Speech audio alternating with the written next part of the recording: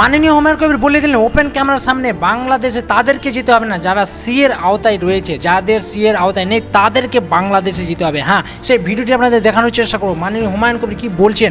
ভিডিওটি দেখুন, আর অবশ্যই ভিডিওটিকে শেয়ার করবেন, কারণ মানুষ অনেকটাই আতঙ্কিত রয়েছে যে আমাদেরকে বাংলাদেশে যেতে হবে। একেবারে না, দেখুন।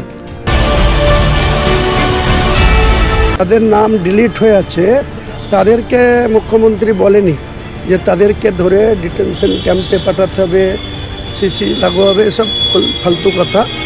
এসব ভয় দেখানো অনেক আগে থেকে পূর্বতন মুখ্যমন্ত্রী এসব ভয় দেখাতেন যে আমাকে ভোট না দিলে, আমাকে ক্ষমতায় না রাখলে এসব হবে। আমি বলছি আমরা জনপ্রতিনিধি হয়েছি নওদার, কিন্তু আমরা গোটা জেলা দেখব, রাজ্য দেখব। কোনো মানুষকে ডিটেনশন ক্যাম্পে পাঠাতে পারবে না যাদের নাম ডিলিট হয়ে গেছে। আগামী 3 মাসের মধ্যে ট্রাইব্যুনাল থেকে তাদের নাম আবার ভোটার লিস্টে তুলে দেওয়া হবে। আর যেটা বলেছেন উনি, সেটা সবাইকেই সতর্ক থাকা উচিত। বেআইনিভাবে বর্ডার ক্রস করে যদি কেউ ঢোকে